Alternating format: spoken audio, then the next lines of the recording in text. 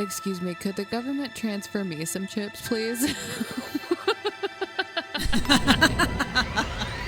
You're a gig worker, no.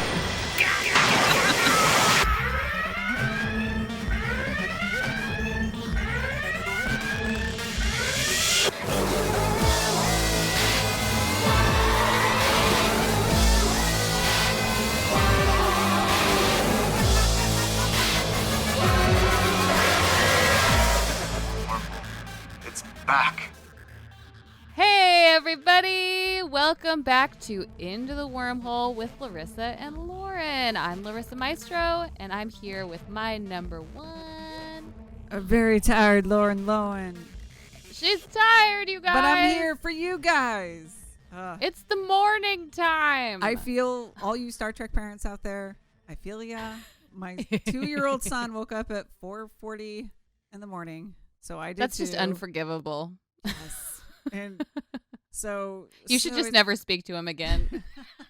I don't think that's going to work. I don't think that's going to work, yeah. But yes, I had coffee about an hour ago and I was like, I still need more coffee. So second cup of coffee, but we're going to go strong.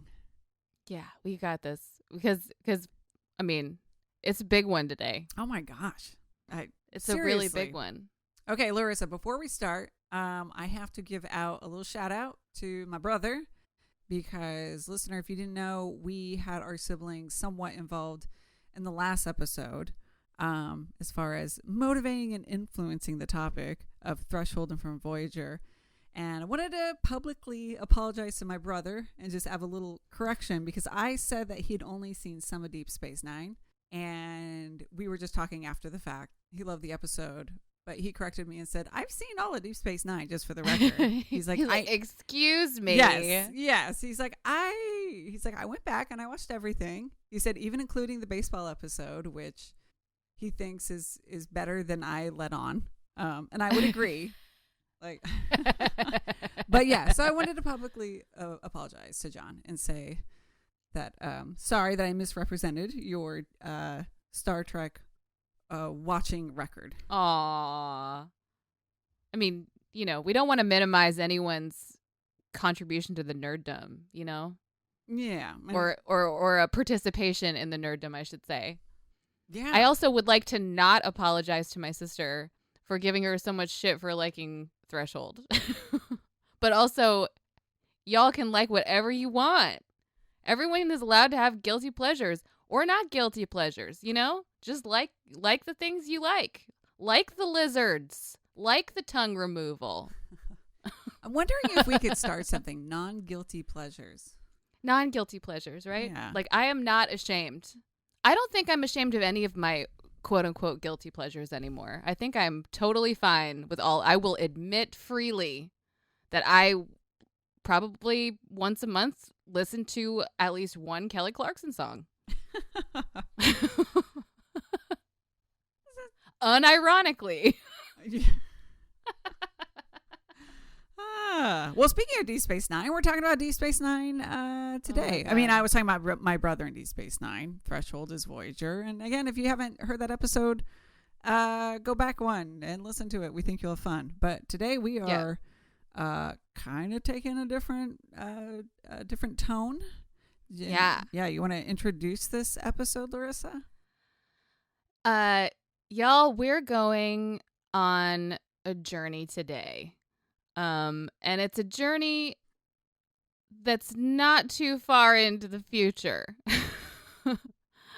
Since the recent beginnings of a revolution, you might say, have begun in our country, a lot of Star Trek fans have been discussing the prescient nature of this episode in particular. And that is this 2-part episode of Star Trek Deep Space Nine called Past Tense. And it's season 3, episode 11 and 12. People are talking about it because it feels like it's currently happening. And it's spooky. Yeah, I think I have in my notes. I literally wrote this. This is a little freaky. That's what I wrote. This was made in 1995. Yeah. So it's supposed to be sort of a cautionary tale. This was, after the LA riots happened of the early 90s. So it's after that, but it's before a lot of modern things, and it's amazing to see how much has happened. That definitely feels like this episode is eerily more current than ever. Yes, absolutely. And I mean, I've just seen like references to this episode popping up like left and right in different Star Trek communities online, and like people making pretty unironic memes, like kind of serious memes of this episode, because it's wild how, like, when I was watching this, there were so many times when I was like, damn. Yeah, it's a little like too close for comfort, right? It's very like intensely, like feels intensely real. And I mean, I remember the last time I watched this episode was maybe I want to say it was like 5 or 6 years ago, probably. Yeah, probably same here. Yeah, and I didn't have that. I mean, my reaction to that episode at that time was more like, ha ha ha, look at Jadzia's hair style, and like, maybe that I thought Ghost Dude was not the best actor, and like I was like not thinking as much about how like topical how topical Yes. it was, and like how, I mean, even those things, the things that are happening now that are like coming to a boiling point, those things have been happening for a long time. Like income inequality has been happening for a long time. It's not new, but like it just feels like this episode, if you watch this episode right now, it's going to punch you in the face, is what I'm saying. Yeah. It's just, again, it's a really surreal experience to watch it and see how much of the stuff has been kind of, like you said, ongoing, but then how much of it, there's like a few, whether it's quotes or moments that I'm like, oh, damn. Like, that's very 2020, 2019, recent. Yeah. To the point where it's just like, again, it's a little freaky. It's a little weird. Yeah. And then also you reminded me this morning that this episode takes place at the end of August 2024. So like we are like 4 years away from from when this is supposed to take place. Yes, we're almost like, by the time this like episode almost comes exactly on, I think we're going to be like 3 days away from the anniversary of the Bell huge Riots event. Yeah, that happens in the episode. Just by coincidence. Yeah, just by coincidence. We actually didn't even plan that. This is not supposed to be like the anniversary of the Bell Riots episode, but I guess it is now. So there's so much to talk about with the characters and the themes and everything. I think we're going to do our quick summary like we usually do. Just a quick overview. I feel like this is one we're going to have to kind of tag team. It is a two-parter, so there's more going on, but I just feel like with all the intricacies, it's going to take our powers combined. Even if we try to keep it we can simplistic. Captain Planet this. Exactly. I just don't want to be Heart. I'll be Heart. Yeah, the poor Heart. Nobody wanted to be Heart. Thanks. Thank you. All right. So yes, past tense. This is a time travel episode. And a transporter accident episode. It is! Oh my gosh, you're right. We're going to get into that too. But what you have to know is this starts on Defiant. We have Kira, O'Brien, Dax, Sisko, and Bashir. They are going to Earth, right? Because they're talking about visiting Sisko's sister in Portland. Yeah, I was like, wait, he has a sister? Right. Yeah. Who we never hear about. Right? Ever. And especially like the later developments with Sisko's mom. It's like, wait a minute. Right? Oh, well. Maybe this is Jennifer's sister. Maybe this is his sister-in-law. Oh, there we go. Okay. So they're going to the symposium, and it's very simple. Yeah, I know. Symposium always makes me think of like the Scholastic Book Fair. If only. Right. Sisko, Dax, and Bashir are going to teleport down to San Francisco. The teleportation seems to go as planned, except they never arrive, and it doesn't coincide with the records in the Defiant. So O'Brien and Kira are trying to figure out what happened. Then we find out with another cutscene in the opening that Bashir and Sisko are found unconscious in San Francisco, and 2 security guards who kind of look like poor man's Ghostbusters come up and wake them up. And we quickly realize that something's wrong. This is not San Francisco, the right time period. And their pips are gone. Their comm badges are gone. Yes. And so these security people are asking for, where's your ID? Give us some proof of who you are. Of course, they don't have any of that. So they are taken away to this, what they call these sanctuary districts for processing. Meanwhile, Dax is found in the subway by a kind of upper class white dude, and I call him nice rich white guy. Yes. and he takes her, I was gonna say takes her away, but basically he's like, do you need help? And he takes her back to his office so that she can get the help. She says, I must have been robbed and stuff like that. And so basically she also did not lose her comm badge, which is an important point. Yes. Which she very promptly calls her brooch. She's very on point. I was with like, the oh my God, excuses. Dax is so smart.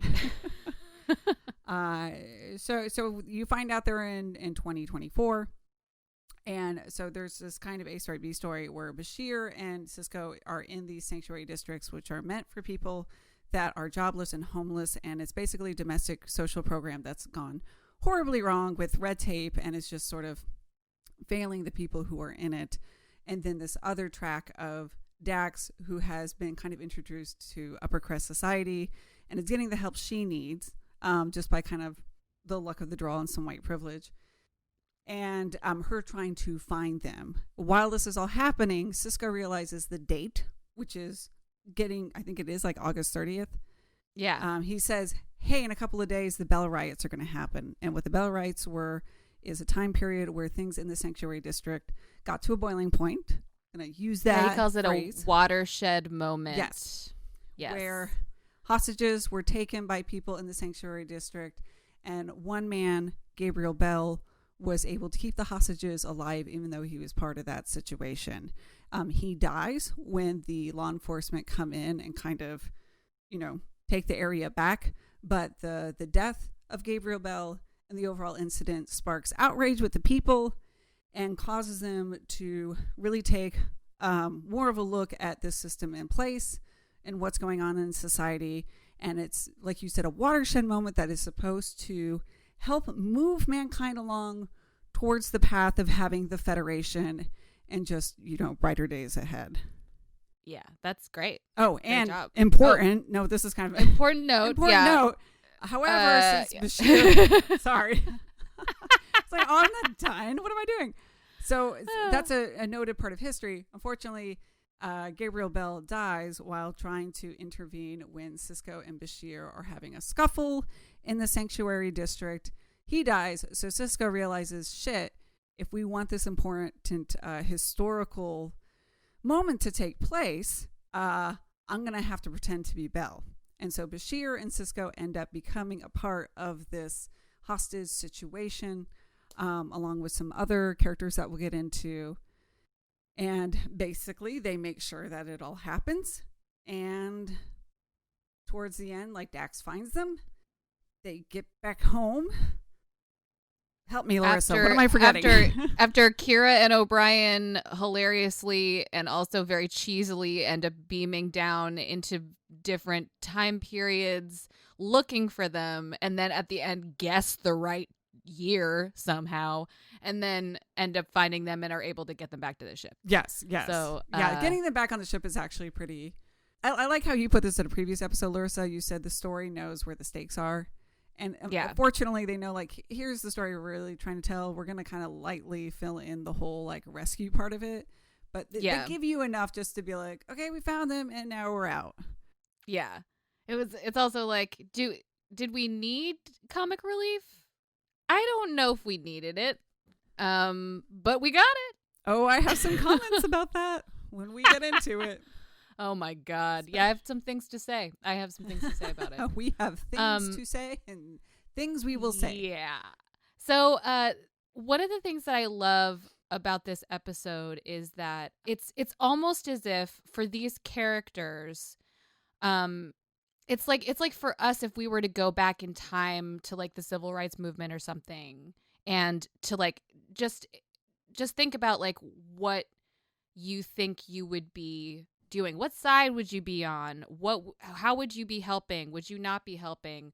And most people would say like, yes, I would be, I would be walking across the Edmund Pettus Bridge. I would be like, I would be a freedom rider. I would be like, like I would be standing up for what's right. But at the same time, like it's impossible for us to really know what we would be doing in that scenario. I mean, it's completely impossible. This is sort of interesting to me because it's like doing that to these characters from the far future, but bringing them back to us where we are now. It like changes the perspective on looking at like, would you be willing to stand up and do the work? And because we're in the near future, again, this was 1995 episode. It's supposed to be almost 9 years, 29, yeah, just 20 years, right? 19 years, Wait, years. Okay. Yeah. It's 2024. Oh my God, math. Help. Now who needs coffee? Hey guys, this is Larissa. I just wanted to pop in here and let you know that Lauren and I are terrible at math, and it has in fact been 25 years since this episode aired. So every time we say the wrong number, just remember it's been 25 years. Bye. Yeah, so I mean, the fact that you're putting something in the near future, you can have the luxury as a writer to kind of weave this story that is obviously influenced by current times, by historical times, but also you can tweak it for what you also want to say for the future about mankind in general, Mm-hmm. Yeah, exactly. It's just very interesting how Ira Steven Behr and Robert Hewitt Wolf ended up tweaking it to be like now, basically. But yeah, now it's funny because we're getting close to 2024 and it's like, oh. So there were a lot of moments that really struck me pretty intensely, but obviously one of them was that we're in a moment in time right now where there are a lot of protests currently happening, and we're seeing rioting sometimes, but mostly we're seeing a lot of protesting. We're not seeing people taking hostages, but we are seeing a reaction from our government in a lot of ways that is similar to the reaction that we're seeing from the government in this episode, but against people who are unarmed and don't have hostages. So like that was like seeing that, like hearing stuff like they're sending in the National Guard and having heard that on the news recently, but knowing that the National Guard is going in to contain peaceful protesters currently, and then in this episode knowing that like the writers had to be thinking like this is a reaction that for them is still over the top. Yeah, and it's really interesting because I recently went back to kind of research some of the points of the LA riots. And National Guard was called in then, and it things did there was a lot of looting, there was a lot of destruction. It's kind of echoing a lot of the stuff we have seen of just riots and protests turning into riots. Where, because I don't want to use the word riot too much. Yeah.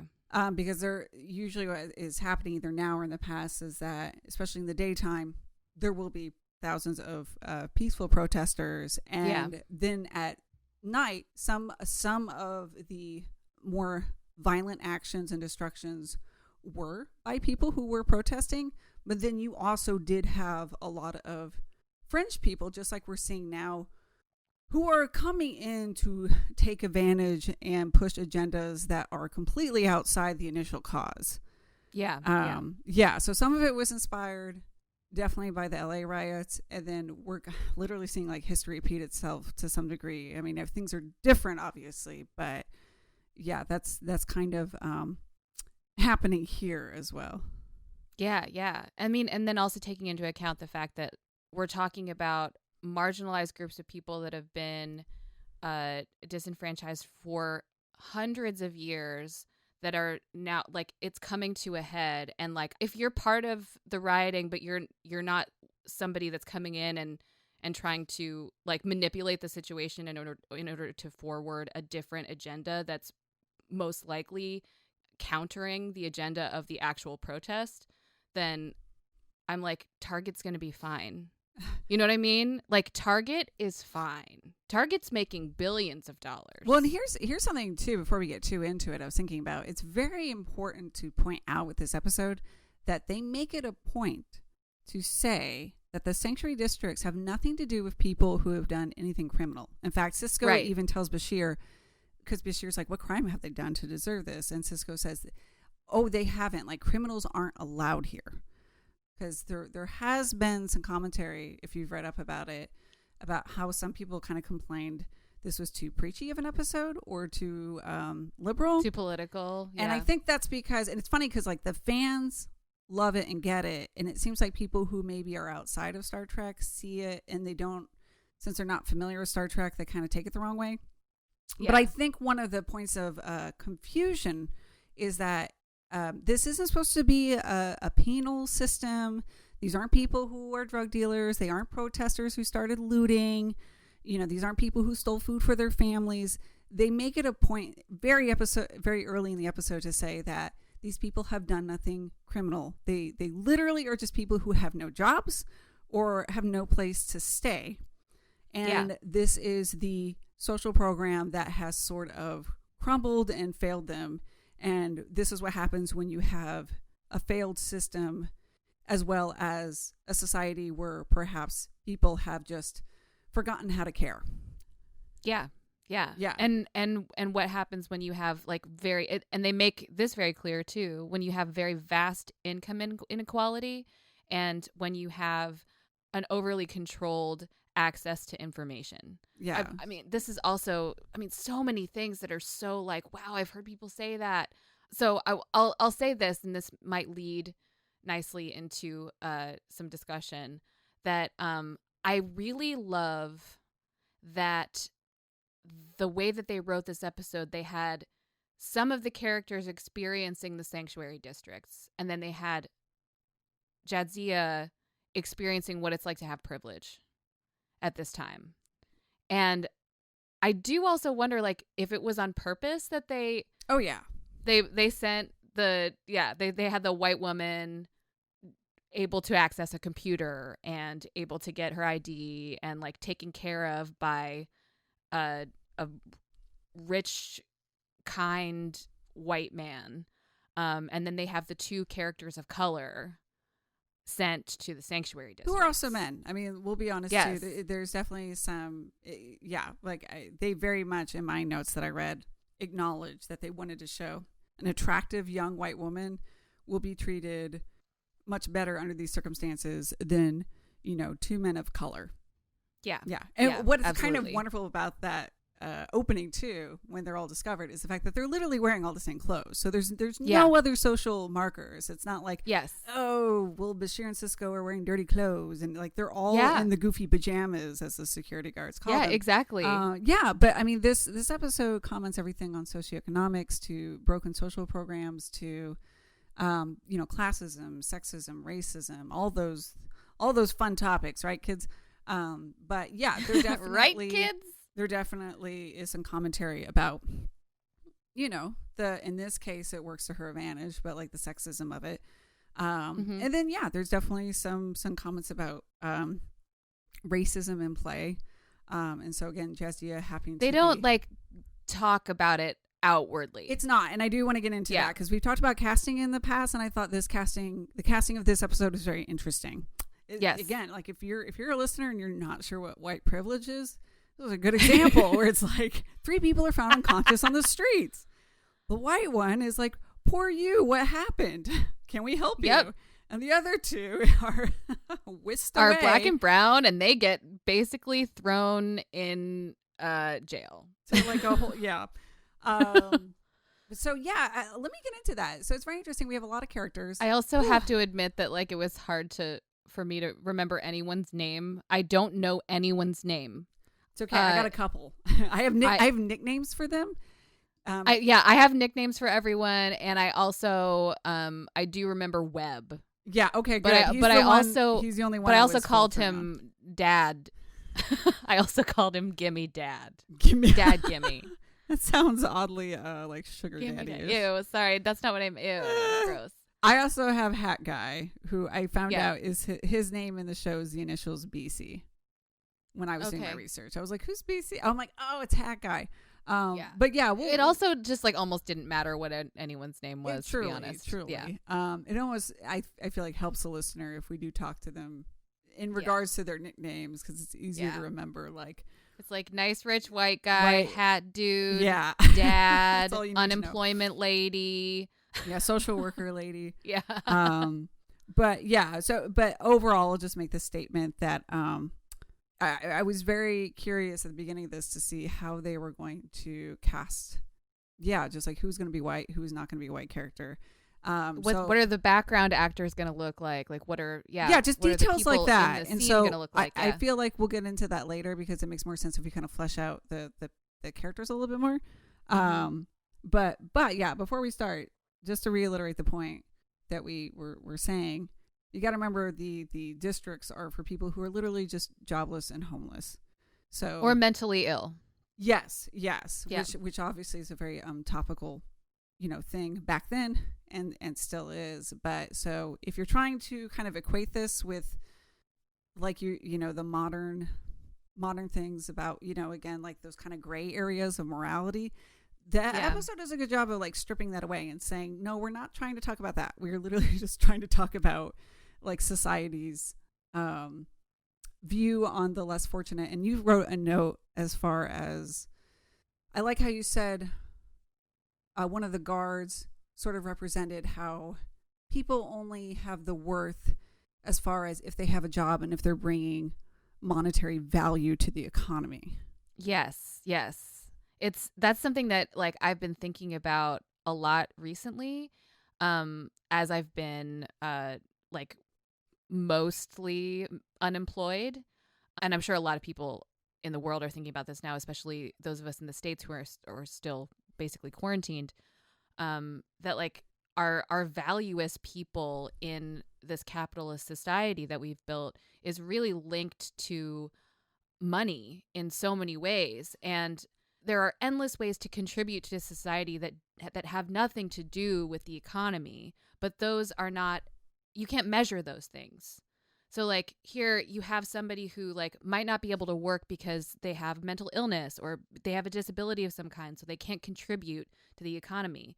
But that means that those people end up in a place like that, in the sanctuary districts. Or even now. So I think, I'm sorry, I didn't mean to interrupt. But or even now, I mean, similar, like we're seeing that people like that are having trouble getting unemployment, having to go through a whole lot of red tape. Maybe a lot of people like that, it's very possible they haven't filed taxes in years. That doesn't mean that they're not a person. That just means that they're not contributing to society in the way that is socially acceptable and seen as valuable. And it's interesting to see it like very specifically sort of painted out for us in this episode, to see like the people in this situation of no fault of their own. And just because they're not like running a company or even like working at a company or like making this or making that or doing something to contribute monetarily to society, that doesn't make them inherently less valuable. Yeah, the example I was going to give was, you even look now with everything that's happening in 2020, just the childcare crisis, like parents who can't do the job they still have because they have their kids, whether that's because schools are out or just young kids who maybe were in a child care center that's now closed, or they just don't feel safe putting them in this kind of circumstances that we've almost been trained in a way subconsciously to I mean, it's one of the first questions you usually ask someone when you meet them, like, oh, what's your job or something. We put a lot of self-worth in our identity as that. And right now that's getting messed with a bunch. Yeah, absolutely. Absolutely. Yeah. So, so I guess, should we talk? We're getting deep. I know. I keep feeling like we keep getting to these deep points, and like meanwhile, it's like, we got to talk about more of the actual episode, or else people aren't gonna know what the hell we're talking about. It is though the actual episode. This is like that's the weird thing. This is the episode. Like talking about current events is talking about this episode in a lot of ways. But one of the lines that struck me was Sisko tells Bashir. Because also in this episode, Bashir says, I love it. He says, I don't know a lot about 21st century history. It's too depressing. And Sisko knows, which is like, oh, you don't know, Bashir. You don't even know. And then Sisko. Literally crying. Yeah. Sisko takes the role of being that person who is read up on this. So, we get a lot of details about what's going on because Sisko has to kind of tell Bashir things and get him up to speed. But I love it. At one point, Sisko just says that the people in the sanctuary districts they're just people. Yeah. So what happens in this society is, you lose your job. You don't have some place to stay. And you could end up in one of these, which is supposed to be a kind of like social welfare setup, but it's been sort of twisted and turned on its head, and people just basically get stuck there. It's a walled-in part of the city where it's overcrowded. Food is scarce. And because people outside don't know what's happening in there, they just assume, and you hear this a lot in the conversations in the echelon that Jadzia ends up in, people outside not really understanding what they are and calling them those people. Yes. Things that we hear a lot, instead of thinking like, why are they in there? What is happening? Is everyone okay? Because those problems don't affect them directly. So, and we see that in current events. Yes. And unless like those problems are made very public, as they are at the end of this episode, where everyone just like goes and it feels very much like social media, the way that mass media has become. And this was before social media too, they're talking about getting on the net and broadcasting to everyone. But yeah, that parallel also is very clearly defined. Yes. That there are these people with privilege that, because they don't feel the effects of this social problem, are content to just let these people disappear into the sanctuaries and not know what's going on. Luckily, Jadzia meets a nice white rich guy that does care eventually. But I feel like he's not brought over to the cause. He just cares about Dax, which I think by the time we get to part 2, I'm like, should they be this close? Like, have they earned it really? I mean, he does like let them get back on the net, and he loses his license, apparently. He does like have an actual concrete sacrifice that he makes, even though like it's not going to affect his standing socially, like he's going to be fine. He does it. I feel like he just does it for her though, and not like the cause. Like he doesn't. Yeah. But also weirdly, there's no like, I don't ever feel like he's like trying to fuck her. I agree. No, I agree. I want to give a call out, because I even have a note. There's one when he finally lets her, like we find out, gets to call whoever she's supposed to call and get her ID back, and they're gonna transfer some chips. That's what the money is used. And he's like, oh, my assistant has set up a hotel for you, and so he's just saying goodnight to her. And he just opens the door. He's not like, I'll meet you there. There's no like awkward touching as she leaves. There's no like, in the very beginning when he's helping her in the office building, he does have his arm like out for her to stabilize, but that's more of a like, I just was unconscious, so here, let me help you. So to be honest, this is the least believable part of the entire episode. No, he's just, I'm kidding. I'm glad that, the person we're talking about is like the white rich guy who's part of this media company, and his name is Chris Brenner. We're gonna call him Chris. Yes, sure. That sounds right. And so who like I feel like I looked him up. He's been in so many things. He's just one of those guest so actors. many things. I feel like with a little bit of styling, he could be David Bowie in something. He kind of looks David Bowie. Oh, a little bit. Does. Only like he's dressed so straight edge, like so like there's nothing edgy about this guy at all. He even talks about getting rid of all his tattoos. He has to for the government jobs. Yeah, and that might be the one thing this episode got wrong was that in the net. But the fact that it was like, nope, they got that wrong. Now everyone has tattoos. Everybody has a tattoo. You have to have at least 20 by the time you're 15. It's just a rule.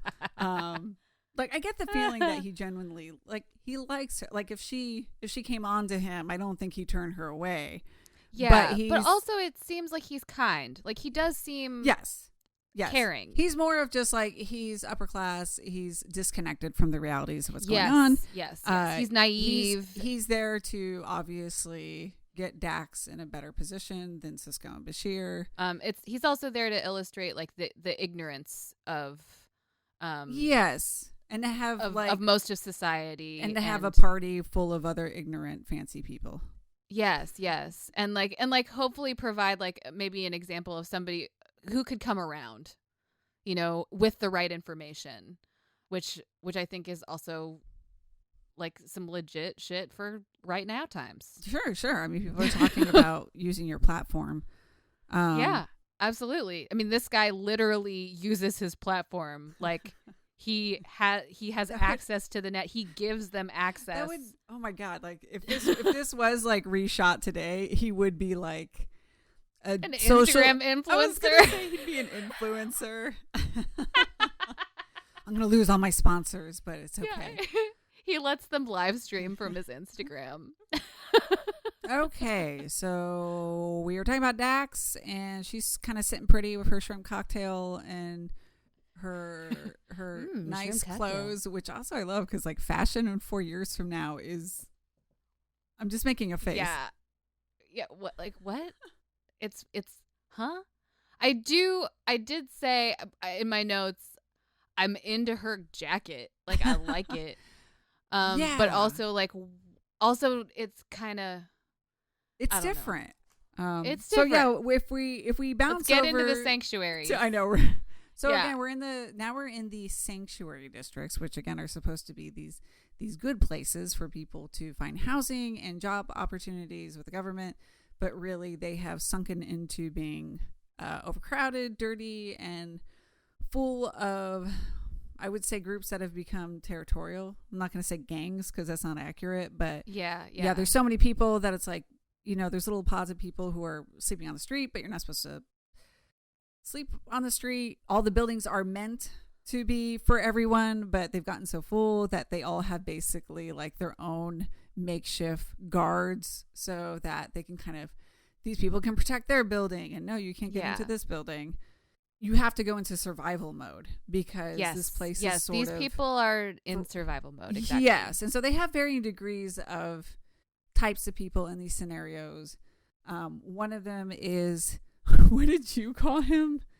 Gimme Dad? Gimme Dad. Yeah. They have his name's Webb. His name's Webb. We should explain some of the slang. Oh yeah, the slang. Let's explain the slang. So if you are a dim, like a dim bulb, that means you are somebody who's mentally ill. If you are a gimme, that means you are somebody who is there legitimately looking for work. Like, give me a job, give me housing.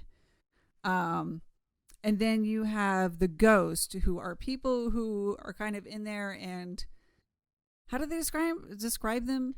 They don't really describe them per se or define it per se, kind of but like what it them. seemed like people who are violently taking advantage of other people in the sanctuary. And to me, it seems like there's a lot of crossover between dims and ghosts. Yeah, I was a little confused, but it seems like these are the people who are going to pull a knife on you and ask for your food card or something. And like and I say that because Hat Dude definitely seems like he's supposed to be a ghost.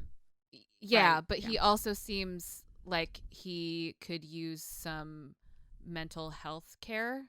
I think that the way the dude played him, he's not just like a bad dude. So you know, because in general, like I'm opposed to like being like people are just bad people and they're just gonna do. It's like, well, if he was in a scenario in which he didn't have to do these things and he was getting the help that he needed, he would not be taking hostages. You know what I'm saying? Yeah. So let's talk about Hat Guy, because we're definitely into him. Hat Guy is a very important part of this episode, and basically, as Sisko and Bashir are walking around, Hat Guy is introduced as. We are. His name's BC, but we're just gonna call him Hat Guy. Hat Guy. That hat's very important apparently in this episode. Except he very willingly gives it away at the end. Well, we will get into that scene. His character in the story, the one we first see who really is kind of that person you don't want to mess with. Like they kind of stumble upon his little part of the street, and he sort of harasses Sisko and Bashir. He later tries to rob them and get the food cards and bully him. And then that's when the real Gabriel Bell, who the Bell Riots are named after, the real Gabriel Bell steps in to save Sisko and Bashir, but he dies in the process. Oops, that's the turning point where Sisko realizes, shit, I have to actually kind of fill in for this historical moment that's supposed to happen with Bell. When these riots start and when the hostages are taken, you realize that, hey, surprise, Hat Guy is sort of the ringleader of this operation. And so Sisko and Bashir, and also another character, Webb, who we kind of alluded to as Gimme Dad, they kind of come in and they're all running this show. And Sisko's having to try to wrangle, I would say, Hat Guy from not getting too trigger happy and making the wrong decisions, because the whole point of the incident was that none of the hostages died. And the fact that Gabriel Bell passed away, or was, I guess he was just like shot when the police finally. Yeah. The fact that he was shot, and it was later revealed to the public that like nobody was hurt. That's what kind of causes this unrest and uproar. It makes Gabriel Bell into a martyr. Exactly.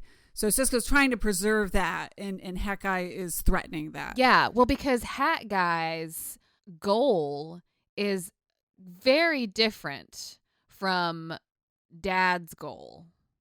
You know what I mean? Like the Dad guy, or Hat Guy, the whole reason he's taking hostages is because he wants out. Yeah. Just him. He wants money and a plane. Money. He wants to go to Tanzania. Is that what it is? Does he say Tanzania? Oh my God. Oh no, he says Tasmania. Tasmania, that's right. He's like, Errol Flint's from Tasmania. Okay. Yeah, he's been just kind of pushed to his limits, and he's like, get me the hell out of here. But he's also in a position too where he's like, hierarchy of needs. He's on the bottom, right? He's still thinking like shelter, food, clothing, those things. So like he, in his personal desperation, is like, I want out. I don't care about anyone else. I just need to figure stuff out for me. He also, I think he's also mentally ill. So like there's that in it as well. And then you get Sisko, who has foresight. Like he knows what's supposed to happen, and he knows what the outcome is. He sees this Webb guy, and he's like, this guy is an organizer. This guy knows that sanctuary districts have to go, and he brings him in to sort of change the situation, flip the situation, and be like, we can get you the things that you want, but we have to get them for everyone. Yeah. And not just for you. Like the whole point then becomes for the true story of what's happening inside the sanctuary districts to be exposed.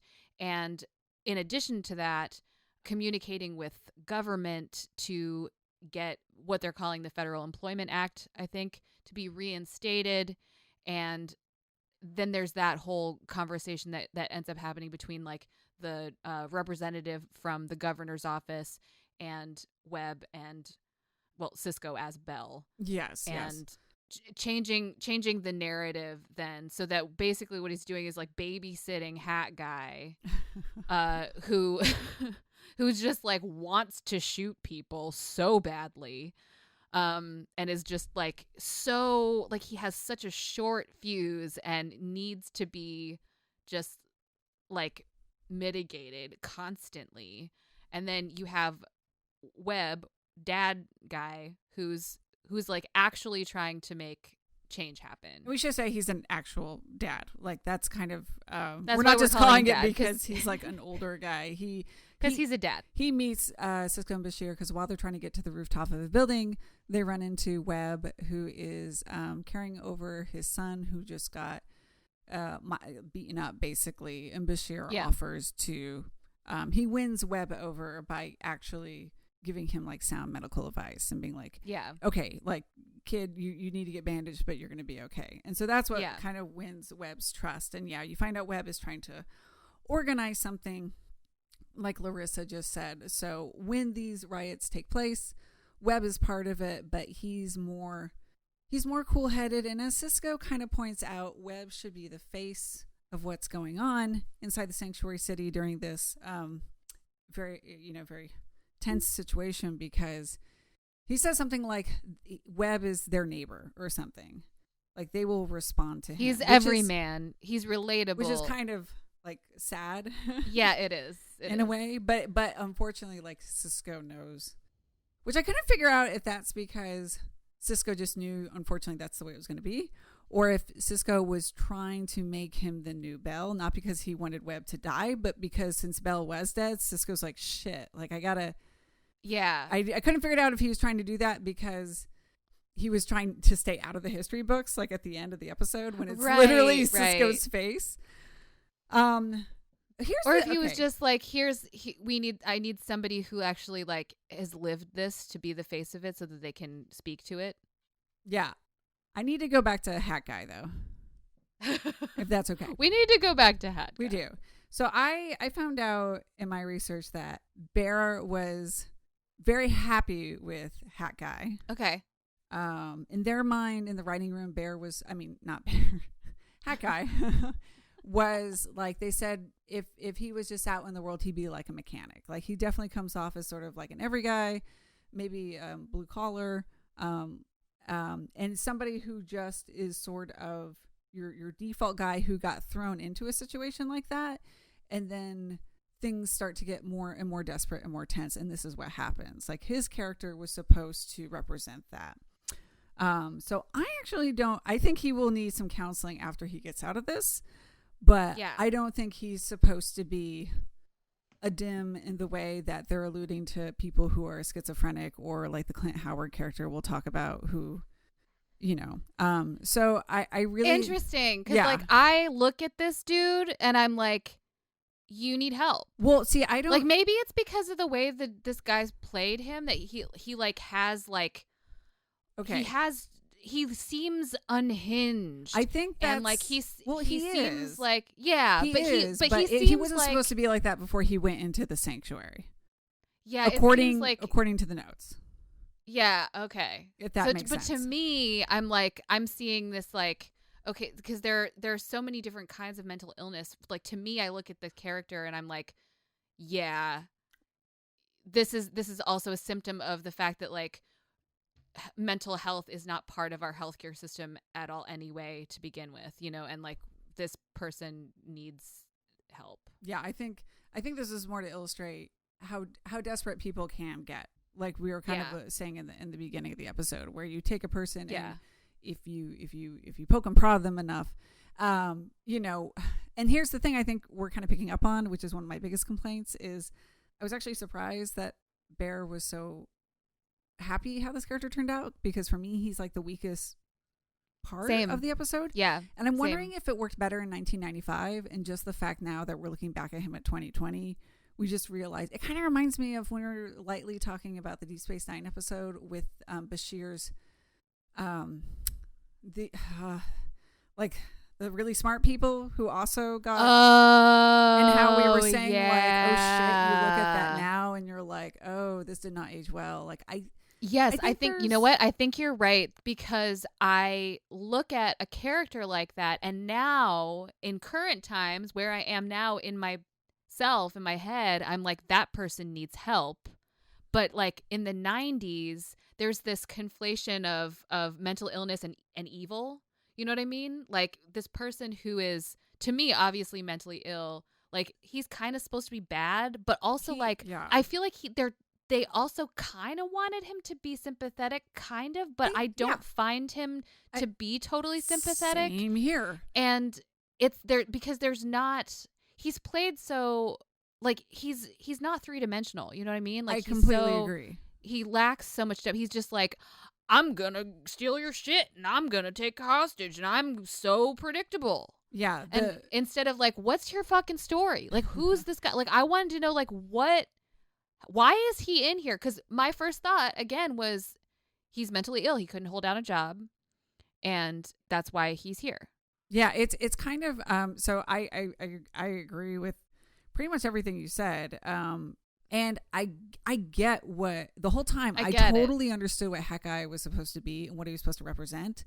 But I agree. He came off as very one-dimensional in that role. And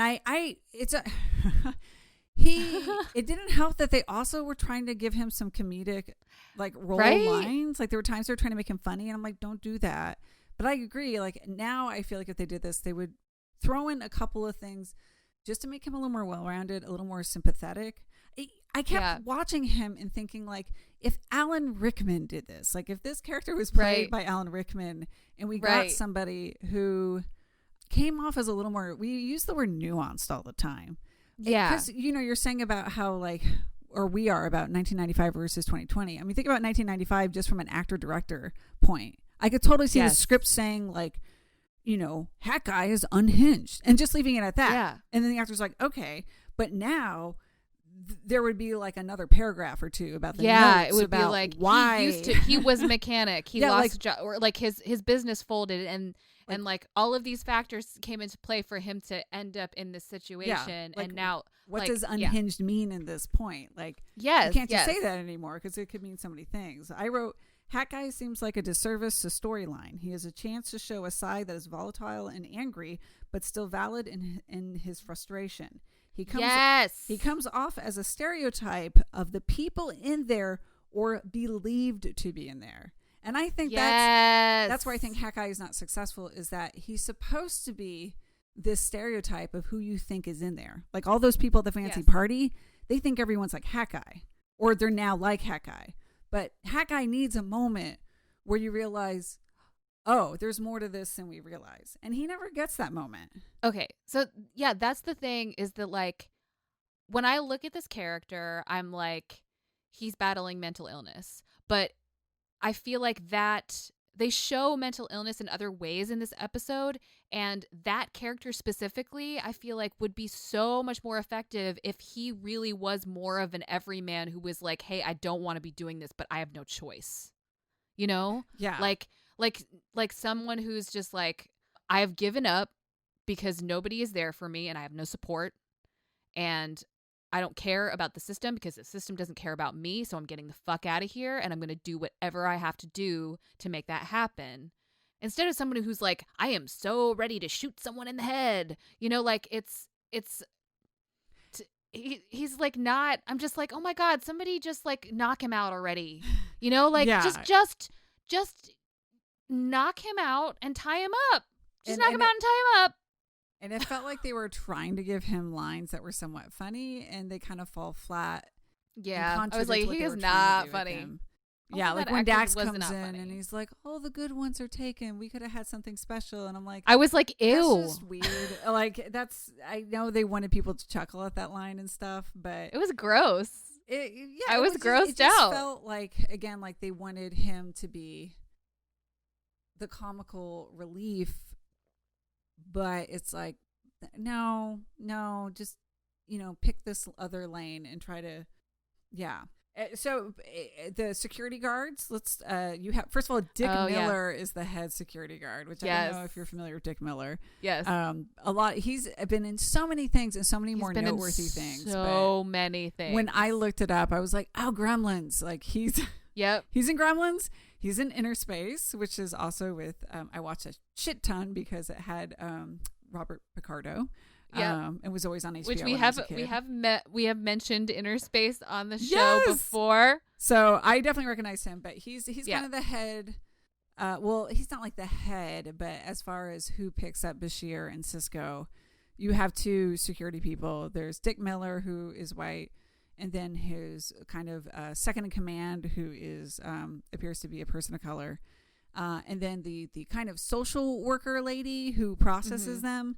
She's Color a black unemployment woman. lady. Yeah. Yeah. So like I on both loved her. I sides- loved her character a lot. Yeah. So that woman I thought had some good lines. She's Yes. basically talks to them when they first get processed in the, what did they call it? Like the processing center? It's literally called. Yeah.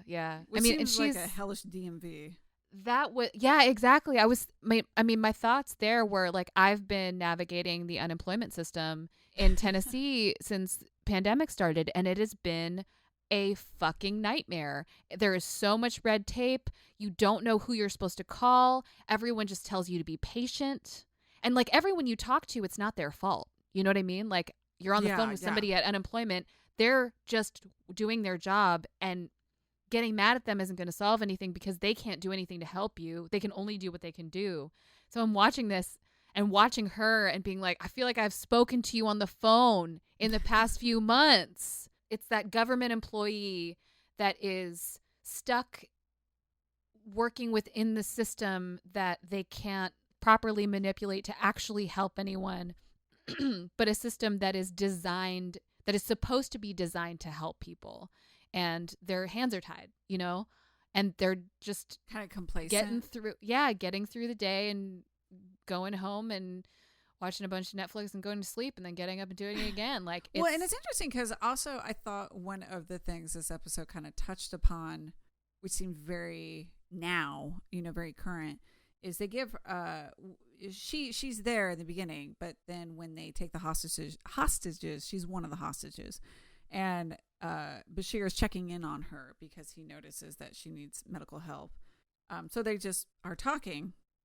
And I noticed that you picked out this line too in your notes, but Bashir says, it's not your fault. Things are the way they are. And she says, everyone tells themselves that and nothing ever changes.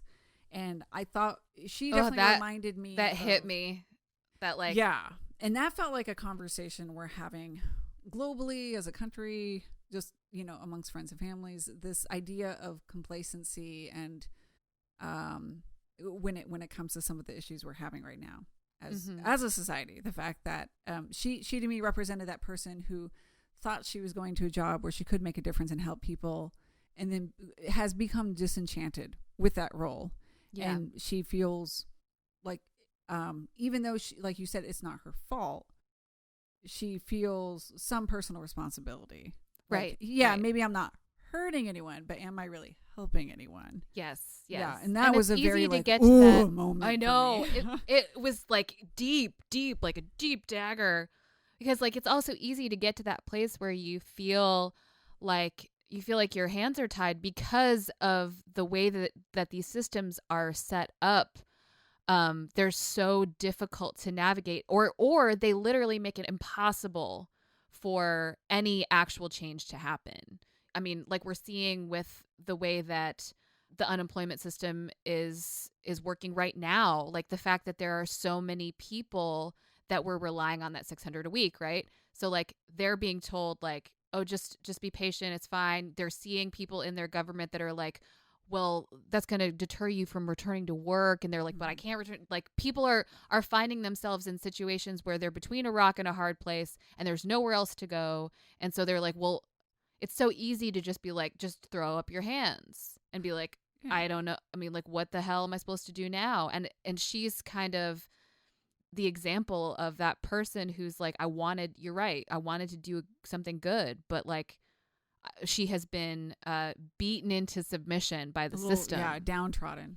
Yes. Yeah, or these are cases where these systems in place, these programs, you've had people for many years, even like just teachers, just right places, right. Daycares, just saying for years about what the faults are, how we need to improve this, and they've Yeah, they've been never yelling gets into the fixed. void, and now it's like we're seeing it all hit at once. What Right. happens when these problems are not addressed? Yeah. Right. Right. Exactly. So she definitely represents that, and I thought that was nice. Those little moments they used of her. Yeah, and I thought that she was a really really good actor. I thought it was cool that the writers were like really trying to find specific ways to point out examples of certain types of experiences in this economy, in this society, and really like, you know, use them as direct examples of things that are happening in the world. And do them in mostly a way that was very sympathetic and relatable, except for a hat guy. Yeah. I also feel like the security guards at some point, like they have a conversation with Bashir kind of, but like I feel like they're they're also just kind of like and they're not stereotypes. It's not the right word in this case, but they just kind of are one note. And it's like, yeah, it's like, oh, they have a friendly conversation about baseball with Sisko, and now they're like, he's not that bad. Yeah. I mean, they very much seemed like cops. You know, like they're like I mean, like, I'm sure they're supposed to, but media type of portrayal of cops. Yeah. Yeah, yeah, but also like there's the younger cop who's like, I just want to go home to my family. Like this is just a job. Like I'm not invested in this the way that my supervisor is. Like I just really want to get my shift done, and I want to go home to my wife and my kids. Like I'm just trying to make ends meet. And that's like a very real story about, you know, people that work for government or people that are in law enforcement. There are a lot of people like that. And then here's this older cop basically who's been sort of hardened and again has sort of given up on the idea that like his job is actually supposed to be helping people. Like that conversation he has with Sisko toward the end when Sisko like grabs him and pushes him against the wall. He's like, they're people, like what? And he's like, what am I supposed to do? Like, what do you expect me to do? Because like he's also a victim of the system in a lot of ways. Yeah, it goes to show that on many levels there are broken parts. Yes, yes. And it's really like pointing them out very specifically, like for older cop guy. Dick Miller. Yeah, for Dick Miller, I mean, he doesn't have a choice either. Like he's stuck in a situation. He's probably been told over and over and over again that this is just how things are. I mean, there is a lot of that in this episode. The just be patient. People saying just be patient, like don't rock the boat. Like this is just how things are. We just have to like keep your head down. Keep your head down. Like, yeah. Stay in line and it'll be okay. And it's true. This isn't like a fairy tale where it's like, oh, if you kill the evil king, everything is fine. It's showing again like a whole system of problems and issues that have to be worked through. Yeah, yeah. And that it's going to take time to recover from. Like at the end, it's like, well, now the work starts. Yeah. It's not like, and now there are just flowers blooming everywhere and there's a rainbow and everyth's fine. And now Starfleet. like the end of Picard where it's like, and the ban is lifted and okay. Right. Oh my like, God. Exactly. Could they not have taken a cue from this episode and been like, this is actually legit. This is where the work starts. The work starts after everyone comes out of their brains and realizes what the problems are. Like this is where it starts. Now we can start making it better. It was the catalyst for change because one thing that doesn't happen, we're kind of ignoring the whole Kira O'Brien storyline of them trying to figure out what's going on and rescue them back. But they just get to a point where it's fine. Where they're like the Federation just does not exist, and it's alluded to the fact that if this event does not happen, the Bell Riots, and it doesn't happen the way it's supposed to, that there is no catalyst for society to change, and therefore we're not going to have the Federation. Right. Right. Yeah. Whew. Okay. I know, right? Whoo. So let's see. And there are moments in which in this episode you definitely feel like they're talking to us. You know what I mean? they're like, hey, I mean, can we just You talk see about it? when Sisko and Bashir first get to the processing center, and Sisko is having to kind of get Bashir up to speed and explain Oh, what's yeah. going on, the importance of the date. yeah, He's explaining the Bell Riots, and over Gabriel Bell's death, he says he says there will be outrage over his death. The U.S. will finally begin solving the social problems, and it's like, oh yeah, my that God. feels a little too close to home right now. Wowza, y'all. Yeah, so like that. Also, just some other lines I'll just throw out there yes, that I like. yes, do it. Julian at one point says, I'm kind of like shortening the quote, but causing people to suffer because you have forgotten how to care.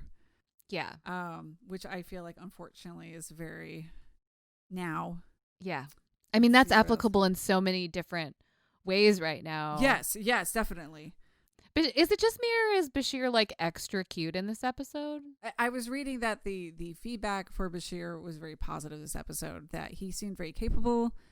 I think people actually enjoyed seeing him stand up for himself physically. Yeah. I think people probably want to hold hands with him. This was a good turning point for Bashir. Yeah. Sisko at one point, they're talking when they're negotiating. He and Webb are negotiating with sort of the female representative of the outside world, and she says change takes time, and Sisko says you've run out of time. Oh my God, y'all. I felt was like, oh. Yep. I mean, there's so much of that happening right now. I mean, I'm like, how long do we have to wait? How fucking long do we have to wait? Oh my God. Thinking about like that representative bringing that offer from the government that's like, well, we won't prosecute you, but we're not going to give you anything you want. Or they're like, we're going to make a committee and they're going to look into these issues. Right? I mean, Yeah. that feels very much like I have in my notes, like that feels pretty much like the way that our governor, Bill Lee of Tennessee, has reacted to the peaceful protests that have been going on at the Capitol and the plaza for like the past 60 days. They wanted a meeting with him. They wanted to talk to him, and he just won't meet with them. They're trying to talk about the fact that like there are statues of white supremacists and Klan members in our Capitol. They want to talk to him about police brutality in Nashville. There are a lot of like important things they want to discuss with him, and they've literally been sitting outside and singing outside of the Capitol, right? And the reaction has been they sent the Tennessee State Highway Patrol in and would just frequently arrest large groups of peaceful protesters and send them to jail unprovoked. Like, these people are not armed. These people are not doing anything violent or dangerous.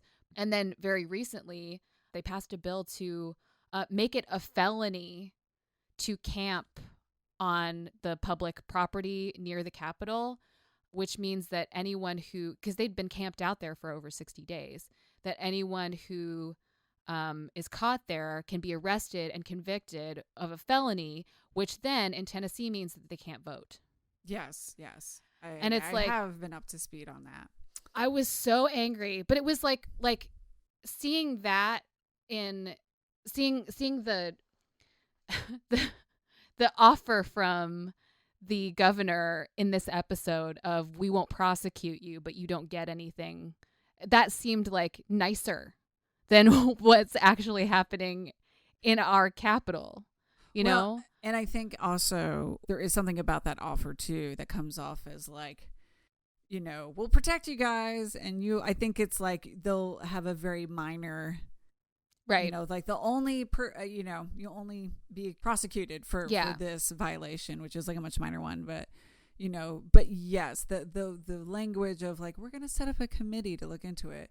I mean, that's something you hear all the time. Whether it comes to human rights or women's rights, or just like so many different things, socioeconomic. That's everyone's like trying to set up tactic, a damn committee. Yeah, exactly. Everyone's trying to set up a damn committee and it's always going to take, it's just like, be patient. And it's like, we just literally, like, we just told you what we want. We need to fix what needs to be fixed. Like, we just literally gave you like the things that need to happen. We just told you. Have you ever seen The Good Place with Yes. Kristen Bell? Yes. I hope I'm not spoiling anything for anyone. I don't think I am. But when they set up a committee, and they're like, well, we're going to set up a committee. It's going to take us like 1,000 years, though, for the committee to establish the committee. Like, it's this great scene that just sort of, yes, just satires that whole process. But it's real. That's some real shit. It's a way to say you're doing something while maybe not doing something. Yes, exactly. It is interesting. I feel like we should point out, I'm sure you read this. I remember from it way back. One of the weird things about when they were actually filming and making this episode was that it came up in the news that the mayor of LA at the time was going to propose a fenced-in area to put the homeless in LA. This was happening in 1995 as this episode was being created. So the cast have gone on file many times, on record, I mean, to say, like, this was really weird. We're making this episode, and it was kind of mirroring like these real issues and discussions that were happening about what to do. Because that's a big thing that inspired this episode, was just like the homeless of, I think, Santa Monica. Yeah. And it kind of I just recently saw a meme that someone made that they like took a screenshot from this episode, and they put it right next to like an actual photograph of homeless camps in San Francisco now. And it was just like, ooh, kind of creepy. You know, so they just said that was spooky. A very surreal experience to be actually working on this episode, but having something like it happening in real life, just happening alongside of it. Can we talk about Clint Howard? Yes. Because I feel like we've mentioned him. We need to go into Clint Howard. I'll just quickly say, when Dax finally gets into the Sanctuary District by pulling some strings and hacking her ID card so that she can get past sanitation. Yeah, Dax is doing some Dax shit. She's doing some... Dax is like Daxing this situation pretty Dax. It's Dax-tastic. She pops out of a sewer. But she looks great and smells like roses. And then suddenly is being followed by Clint Howard being extra weird and creepy. I had totally forgotten that he was in this episode, and when I saw him, I was like, "Excuse me." Yeah, he's in the credits, and I'm like, Clint Howard. I saw him just following her in that scene. If you don't know Clint Howard, I will just say, listener, you do know Clint Howard. He is Ron Howard's brother. Right? Yep. And he's just an actor who constantly gets casted to be these sort of oddball, weird characters. He is on as a child, he was on an episode of TOS. I can't remember the name of the episode. Okay. Yeah. I know he was in another episode, but I couldn't remember what it was.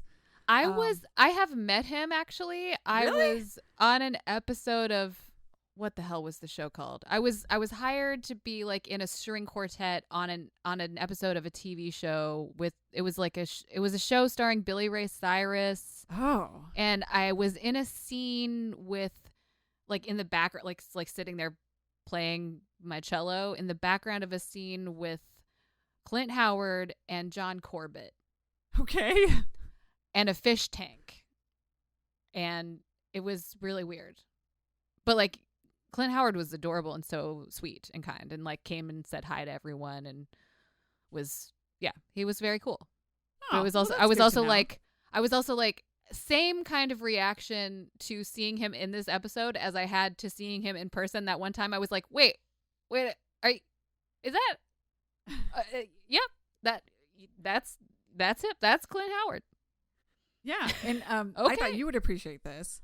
I read that the role that he does, it's a really quick, like not even 5-minute role, was meant for Iggy Pop, because Iggy Pop had expressed he's a fan of Star Trek and he wanted to be involved in a show, and this part was originally written for him. Iggy Pop then became not available. We know he later shows up in Deep Space Nine as a Vorta, which probably you mean as a Vorta. being Iggy Pop. Yeah, which ended up being a jolly good episode. That so was maybe me doing it's a an good Iggy Pop thing impression. that, Sorry, everyone. But they kept this scene, and I don't know how they're just like, let's just get Clint Howard. He's on the Paramount, set.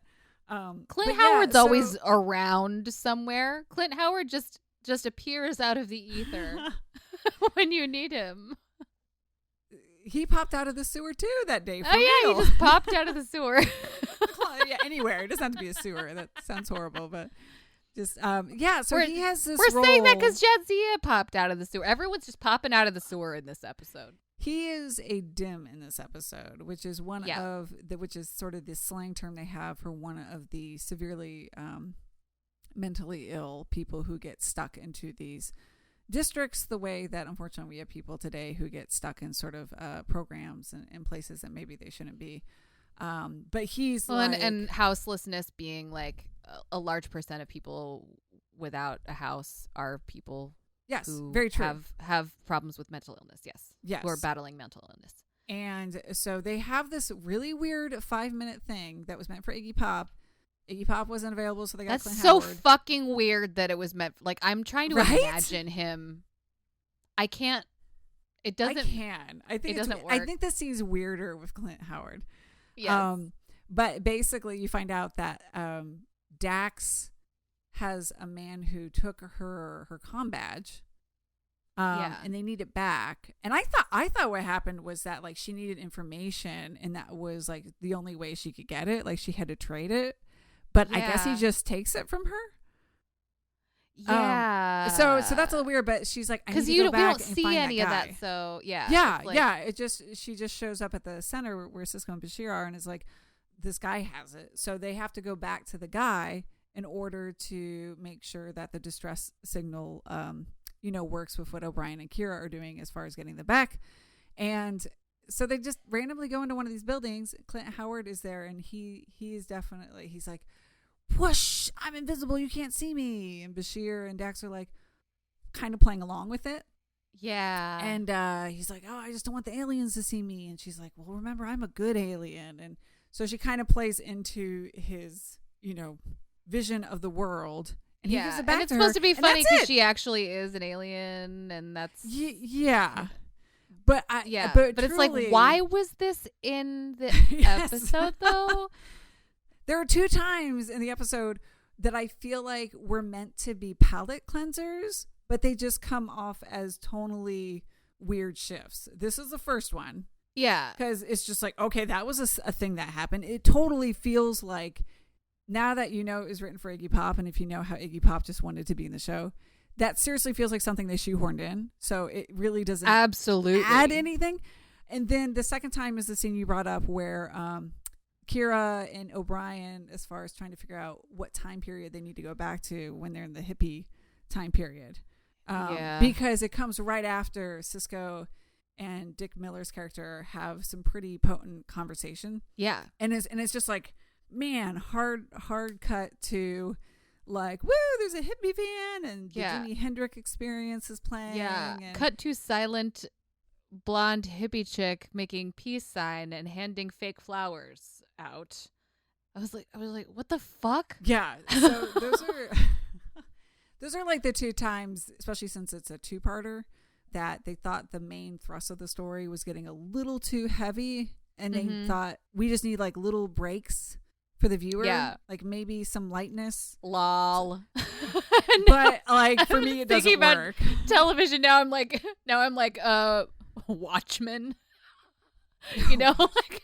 Yeah, for me, like these moments just like felt sci-fi very out of TV place. nowadays, and it's just like, oh, this is gonna make you depressed for a week.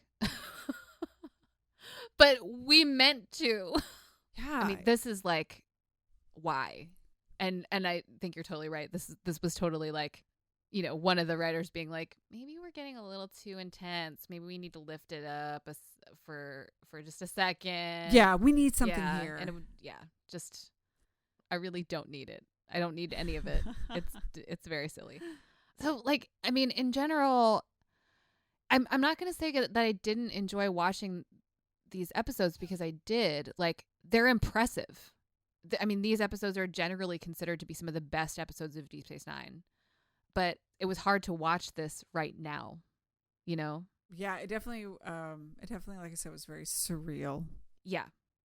Surreal to think about all the stuff that is so true, like, you know, government sending in the National Guard, and like watching people be beat up by law enforcement, and knowing how many people are just caught in the bureaucracy and the red tape of trying to get government support and help during a crisis, and like seeing all of that played out 19 years ago on television as a cautionary tale is like almost to a T. Like what's happening now is just, yeah. I found a review of this episode that was at least 10 years old, and then you read the comment section, and this is 2008, 2009, and people are being like, whoa, this shit is real, like this feels more, you know, important now more than ever, and it's really weird. And I'm thinking like,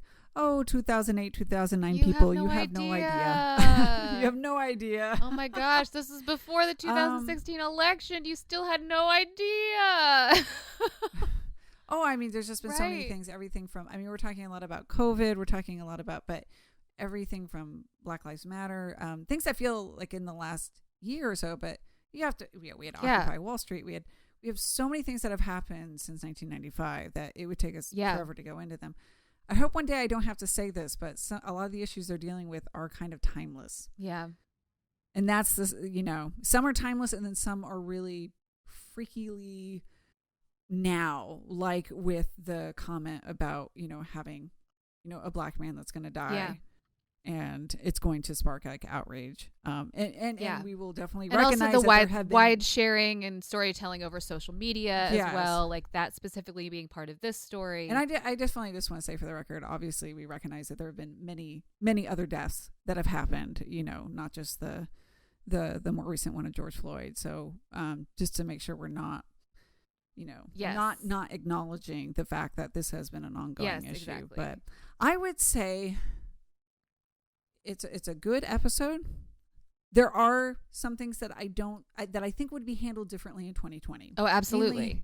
Mainly Hat Guy. I feel like, and I hate to say it because I understand his character is a needed element. I think in 2020 we would have handled that differently. Absolutely.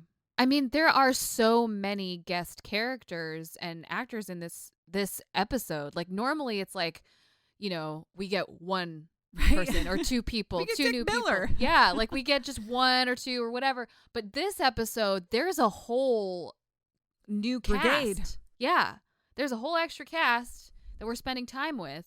That's why it's 2 episodes. But they still like don't have enough time to really give us everything because they waste so much of it going to the 1960s and then. Yeah, we didn't really even bother talking about what's going on Defiant at this time. It doesn't even matter. Right. Like, it doesn't matter. It's just not the main thrust of this episode.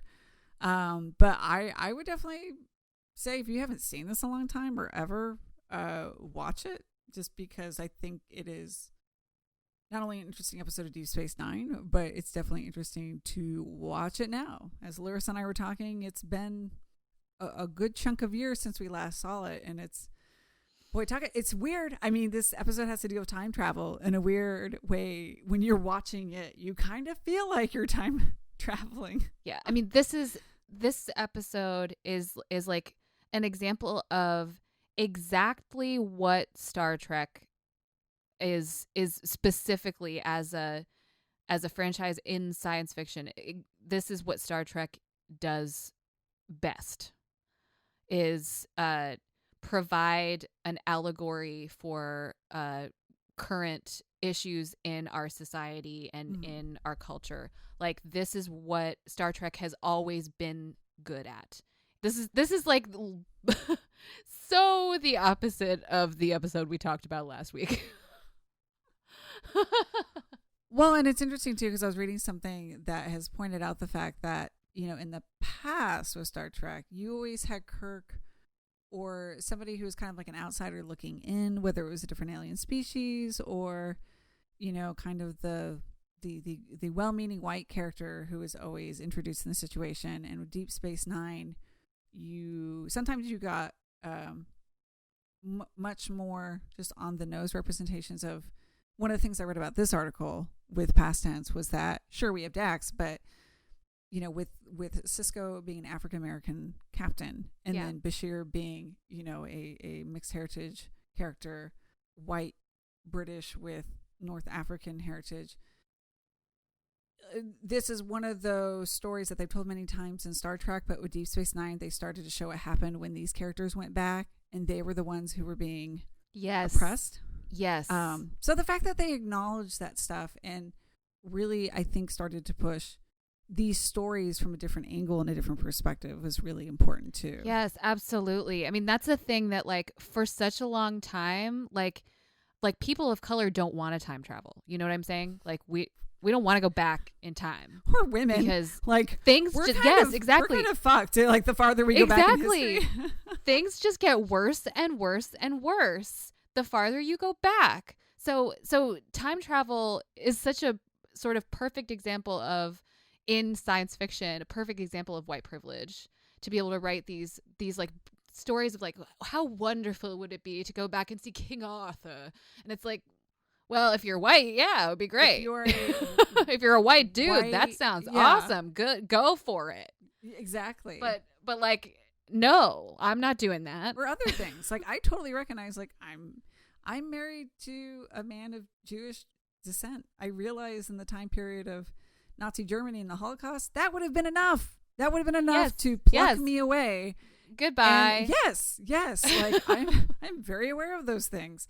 I know people always say, hi, like, we're two people who would not have survived the Holocaust. People are always like, oh, if you could live in another time period, what would it be? And it's like, actually, that once you think about it, it's like tomorrow. It sucks for a lot of us. Maybe next year is the time period. Yeah, but as far as history goes, it's like, I don't know. Like, no. Yeah, no. I mean, that is specifically like definitely a thing I appreciate about DS9. Just the fact that you now have a black captain, so you can access these stories that you weren't able to access before, because here you have a character that has permission to go into these places. A prominent character, the star of the show, has permission to enter these spaces now and discuss them. We'll have a whole episode that talks about it, but it was a game changer. And I think a lot of people forget that even in the mid-90s, like some fans lost their shit over the fact that Avery Brooks was cast as the captain. Yep. Racism is everywhere. But I think it's important not to forget that, it's so easy for us to look back at the big changes Star Trek did in the 60s when, you and I recently talked about like the first interracial kiss. And when people think about those kind of watershed moments, we usually go like way back. But in the 90s, it was a big deal that Avery Brooks got casted. And it was a big deal that Kate Mulgrew got casted. I mean, there was a woman before her, but the fact that they were like, it's kind of, we kind of forget that, I think sometimes, that in the 90s, we still don't have our shit figured out, and back then we definitely didn't. Man, Avery Brooks is so good in this episode too. Like he's just, because like the way Avery Brooks is as an actor, sometimes he can be very big and over the top, but he is so calculated and so purposeful with his acting in this episode. He doesn't let it out until he lets it out. I was impressed as fuck with him in this episode. I was like, that's my Sisko right there. Yeah, he has a lot to work with. Sometimes the way Sisko is written, like sometimes he just has to go to like mad or heated Sisko or impassionate Sisko, and he begins to talk like this. And his voice gets higher, and this like staccato starts happening. But in this episode, there's a lot of quieter moments and larger moments, and I feel like he really gets to play with what he's been given. So, and also like a fun fact, the actor who does show up briefly to be the real Gabriel Bell is his stunt double. Is Avery Brooks' stunt double as Sisko. So, but of course they kind of mentioned like he's in it for 2 minutes, and of course he has to get stabbed to death. Like, I guess It happens a lot to the stunt doubles. Also another little tidbit that I forgot about. Frakes directed part 2 of this episode. Part 2. Yeah, and part 2 is like the heavy one. Yeah. This is the shit. This is Star Trek. You know, like these are the episodes that are like Star Trek. Like that for me make Star Trek more important than other sci-fi in a lot of ways. Like just like literally like giving you the thing and pointing at it and being like, see? Do you see this? Here we are. We're here. Yeah. And not only doing that at the time in 1995, but continuing to do that 19 years later. Yeah, it'll give your brain something to chew on. Oh yeah. And that thing is going to be a very tough piece of beef jerky.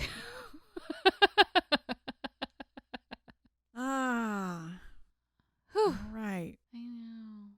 Now I'm tired and I need a nap.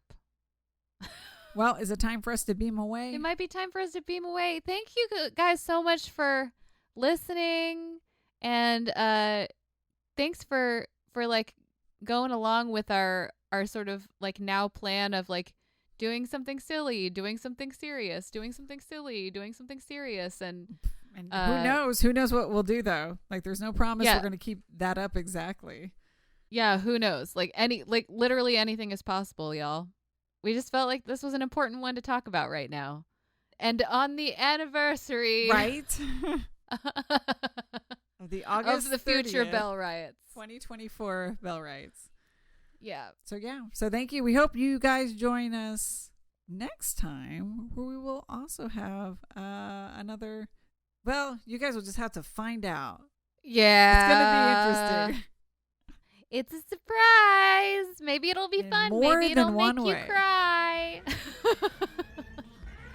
We love you guys.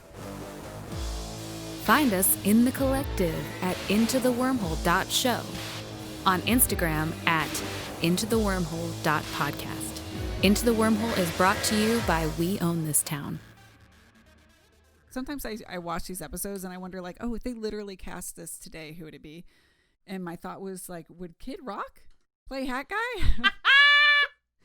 Fuck Kid Rock. Fuck Kid Rock. Fuck Kid Rock. Fuck Kid Rock. Fuck Kid Rock. Fuck Kid Rock. Fuck Kid